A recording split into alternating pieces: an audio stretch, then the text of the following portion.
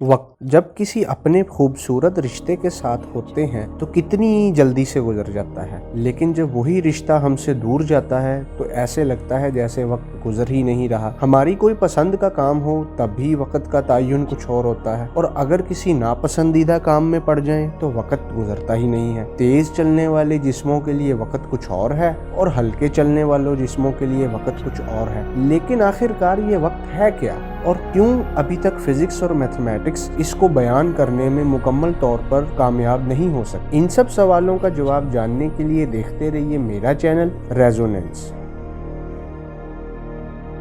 इससे पहले कि हम टाइम और टाइम से जुड़ी मिस्ट्रीज को जानने की कोशिश करें, हमें एक आम आदमी के जहन से ये जान लेना जरूरी है कि वक्त है क्या या टाइम की डेफिनेशन क्या है। फिजिक्स और मैथमेटिक्स की सादा तरीन रूह से देखा जाए तो ये किसी दौरानिये की मिकदार मालूम करना है, और दौरानिये की अगर बात करें तो ये दो कामों के दरमियान में होने वाला या दो अमल के दरमियान में जो कुछ हुआ उसको एक दौरानिया या ड्यूरेशन कहते हैं। तो फिजिक्स की रूह से ये किसी भी ड्यूरेशन की क्वांटिटेटिव मेजरमेंट कहलाती है। लेकिन अब वक़्त को समझने के लिए वक़्त के पैमाने यानी कि सेकंड को भी समझ लेना ज़रूरी है। चलिए अब एक मुख्तसर सी तारीफ सेकंड की करते हैं। जैसा कि हम जानते हैं कि इस कायनात में कई एलिमेंट्स मौजूद हैं, उनमें से एक रेडियो एक्टिव एलिमेंट सीजियम 133 भी है। अब सीजियम 133 की दो ग्राउंड स्टेट्स के दरमियान में हाइपरफाइन स्ट्रक्चर के अंदर जो वाइब्रेशंस या जो रेडिएशंस का अखराज होता है उसे एक सेकंड कहते हैं। चलिए अब इसको एक आम आदमी के जहन से समझने की कोशिश करते हैं। जैसा कि हम जानते हैं कि कायनात में कुछ ऐसे भी मादे पाए जाते हैं जो कुदरती तौर पर शवाएं या रेडिएशंस छोड़ते हैं। तो अगर कोई सीजियम एलिमेंट इतनी रेडिएशंस जितनी कि आप अपनी स्क्रीन पर देख सकते हैं छोड़े, तो उसके छोड़ने में और रेडिएशन के अखराज से पहले और रेडिएशन के अखराज के बाद में जो कुछ भी गुजरा उसको हमने एक सेकंड कह दिया। पुराने जमाने में वक़्त को मैयर करने के और तरीके थे, जैसे कि सूरज की रेवोल्यूशन के जरिए, सूरज की रोटेशन के जरिए, और फिर आहिस्ता आहिस्ता हमारे पास आवर ग्लास या ग्लास सैंड्स आना शुरू हुए जिसमें रेत होती थी और वक़्त का तायुन किया जाता था। फिर आहिस्ता आहिस्ता हमारे पास एटॉमिक क्लॉक्स आए जो कि सीजियम एटम की वाइब्रेशन पर मुश्तमिल थे। लेकिन अगर सेकंड एक ही है तो ये मुख्तलिफ जगह पर मुख्तलिफ रवैया क्यों शो करता है? मिसाल के तौर पे आइंस्टाइन के खसूसी नजरिया इजाफत के मुताबिक अगर कोई जिस्म रोशनी की रफ्तार के करीब करीब पहुंचे तो उसके लिए वक़्त डायलेट कर जाता है, उसके लिए वक़्त स्लो हो जाता है, या यूं कहना बेहतर होगा कि वक़्त फैल जाता है। अब इसको अगर हम अपनी पुरानी डेफिनेशन के मुताबिक समझें कि वक़्त तो कोई भी दो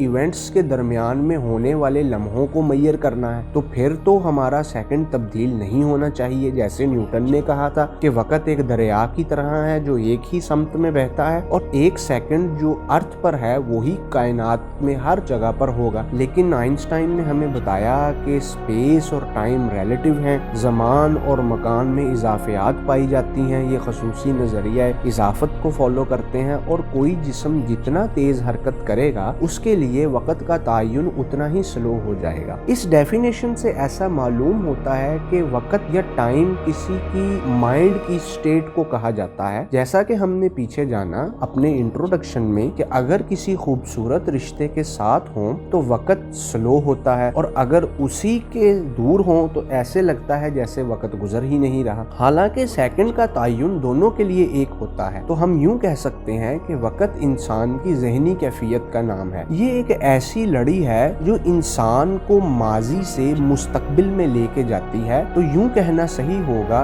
कि ये पास्ट से फ्यूचर का दौरानिया है। अब इस कायनात को बने 13.8 बिलियन ईयर्स हो गए, तो हम ये कह सकते हैं कि इस कायनात को बनने में या अभी तक जो वक़्त हो चुका है वो 13.8 बिलियन ईयर है। और अगर कायनात 13.8 बिलियन ईयर्स पहले शुरू हुई तो उससे पहले वक़्त क्या था? साइंस इस मामले में अभी तक खामोश है कि अगर इस कायनात का आगाज बिग बैंग से हुआ है और अगर इस कायनात को कुल वक़्त 13.8 1.8 बिलियन ईयर्स हुए हैं, तो बिग बैंग से पहले वक्त क्या था? अब फिजिक्स ये कहती है कि दो इवेंट्स के दरमियान में जो कुछ हुआ उसकी क्वांटिटेटिव मेजरमेंट का नाम टाइम है, और बिग बैंग से पहले तो कुछ भी नहीं था, इसका मतलब कोई इवेंट नहीं था। अगर कोई इवेंट नहीं था तो इसका मतलब है वक्त का तायुन भी नहीं था। लेकिन जब हमें पता लग गया कि वक्त का तायुन किसी इवेंट के साथ जुड़ा होता है, तो कायनात के ना बनने को भी एक इवेंट कहा जा सकता है और कायनात के बनने को दूसरा इवेंट कहा जा सकता है। अब इन दोनों के दरमियान वक्त कितना हुआ,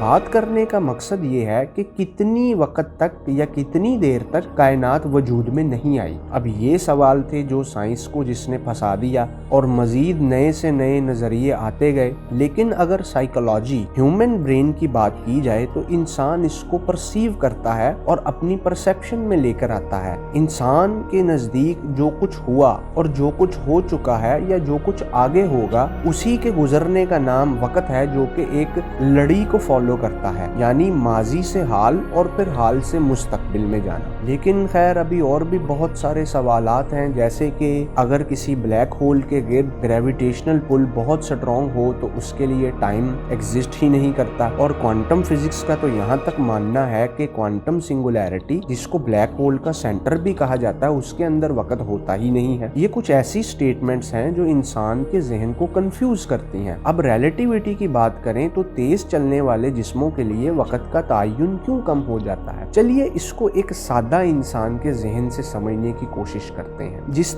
तरह हमारा दिमाग तेजी से काम करना शुरू करता है, उस तरह हमारे सारे काम बहुत जल्दी होना शुरू हो जाते हैं। हमारा दिमाग हमारे जिस्म को ऑर्डर देता है और उस ऑर्डर को वो जल्दी जल्दी पूरा करता है, जिसकी वजह से कम वक्त में हमारे काम हो जाते हैं और हमें ऐसा लगता है ये तो मैंने बहुत जल्दी कर लिया। ये एक परसेप्शन थी। अब अगर साइंस के नजरिए से इसको समझने की कोशिश करें तो वो सीजियम जिसकी वाइब्रेशंस या जिसकी खास रेडिएशंस के अखराज को हमने सेकंड कहा, रफ्तार बढ़ने के साथ उसकी रेडिएशन का अखराज भी कम होता गया और उसने अपने फाइन और हाइपर फाइन स्ट्रक्चर को तब्दील किया। अब ये फाइन और हाइपर फाइन स्ट्रक्चर क्या था, इसको फिलहाल समझने की जरूरत नहीं है। ये फिजिक्स और मैथमेटिक्स के बड़े ही अजीम कॉन्सेप्ट्स और थ्योरेटिकल फिजिक्स में बहुत ही बुनियादी हैसियत का हामिल है। लेकिन एक आम आदमी के लिए इस तरह की चीजें समझना बगैर फिजिक्स और मैथमेटिक्स के बुनियादी इल्म के बहुत मुश्किल हो जाता है। अब अगर बात की जाए ब्लैक होल की या ऐसी जगहों की जहां पर ग्रेविटेशनल पुल बहुत स्ट्रॉन्ग होती है, तो वहां पर भी वक्त का तायुन कम या ज्यादा हो सकता है। अब साइंस इसको भी अभी तक बयान नहीं कर सकी कि जनरल थ्योरी ऑफ रिलेटिविटी के नजदीक वक्त क्यों कम हो जाता है जब जमान और मकान में खम आ जाता है। खैर इसको फिर अगर एक इंसान एग्जाम्पल से समझने की कोशिश की जाए, जैसा कि हम जानते हैं कि हमारे पास एक रॉड है, मेटल रॉड है, और उसको आग लगाने से वो पिघल जाती है और अपनी फॉर्म को डीफॉर्म कर लेती है, यानी straight metallic rod curve form में आ जाती है, यानी उसकी एनर्जी या तवानाई बढ़ने की वजह से वो अपनी हालत को तब्दील कर लेती है। इसी तरह से जब हम किसी भारी जिस्म की मौजूदगी में गुजरते हैं जो कि खमदार जिस्म होता है, जो जमान में और मकान में खम ले आता है, तो टाइम का तायुन भी इस तरीके से चेंज हो जाता है। फिलोसफिकली अगर इस बात को समझने की कोशिश की जाए तो हम ये नतीजा निकाल सकते हैं कि ये